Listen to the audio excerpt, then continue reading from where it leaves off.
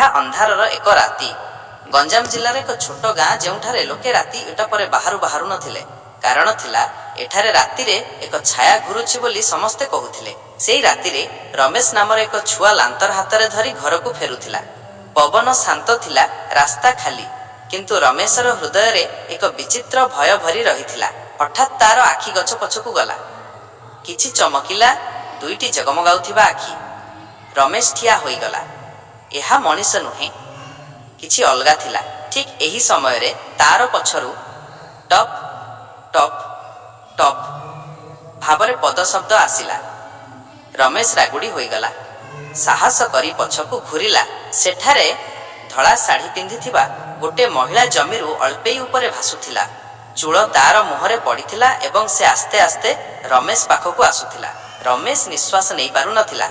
ସେଇ ମହିଳା ହଠାତ୍ ମୁହଁ ଉଠାଇଲା।